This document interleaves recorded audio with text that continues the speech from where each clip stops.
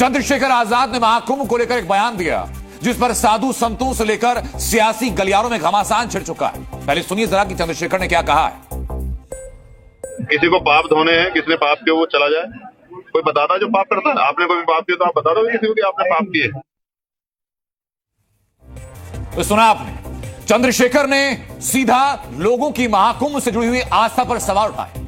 ये वही चंद्रशेखर हैं जिन पर एडीआर के रिपोर्ट के मुताबिक देश में सबसे ज्यादा मुकदमे दर्ज हैं। चंद्रशेखर पर कुल 36 मामले दर्ज हैं। 167 अलग अलग धाराएं चंद्रशेखर पर लगी हुई।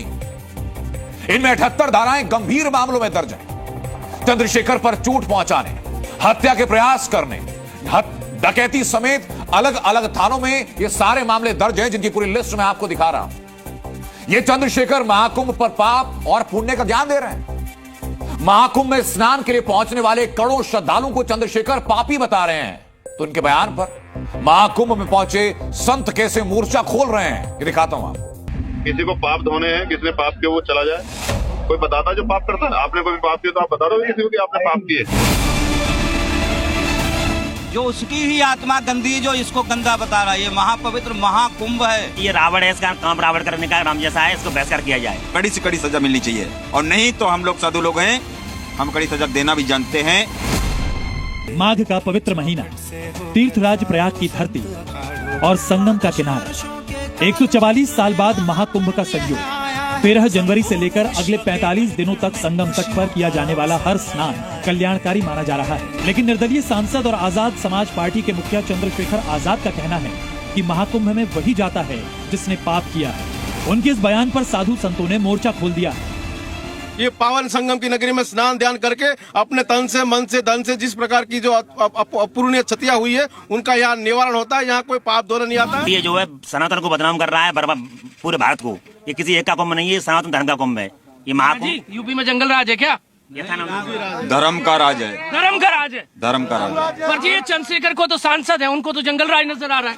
जंगल राज्यों को उनको जंगली है इसलिए उनको जंगल नजर आता है। जो धर्मार्थी है उनको धर्म ही नजर आएगा। महाकुंभ को लेकर दिए गए सांसद चंद्रशेखर रावण के बयान पर महामंडलेश्वर स्वामी अभयानंद जी महाराज और पीठाधीश्वर योगी रमेश जी महाराज ने भी उन्हें जमकर लताड़ लगाई है। पाप और पुण्य की अभी उसको समझ नहीं है, उसको समझना पड़ेगा। माँ गंगा हमारी सबको पवित्र करती हैं। ये चंद्रशेखर जैसे लोगों को, ये दलितों को भटकाने का काम करते हैं। ये बहुत अशोभनीय है। और ऐसे लोग जिनको कुंभ के बारे में, गंगा के बारे में, यमुना के बारे में, हमारी भारतीय संस्कृति के बारे में कोई ज्ञान नहीं है, वो केवल राजनीति के लिए ऐसे शब्दों का प्रयोग करते हैं। कुंभ में पाप करने वाला नहीं आता, कुंभ में पुण्य देने वाला आता। सब यहाँ पुण्य देने आए हैं अपना। चंद्रशेखर ने न सिर्फ महाकुंभ को लेकर विवादित बयान दिया, बल्कि यूपी की कानून व्यवस्था पर भी सवाल खड़े किए, जिस पर बीजेपी सांसद साक्षी महाराज ने उन्हें जमकर सुनाया है। जिनके नाम के आगे रावण लिखा हुआ है तो अपने नाम के अनुरूप ही बयान देंगे। 45 दिनों तक चलने वाले महाकुंभ को आस्था और संस्कृति का संगम माना जाता है। इस संगम में डुबकी लगाने वालों की श्रद्धा को कटघरे में खड़ा कर चंद्रशेखर ने बड़ा विवाद खड़ा कर दिया है, जिसकी गूंज लंबे समय तक सुनाई देने वाली है। ब्यूरो रिपोर्ट, जी मीडिया।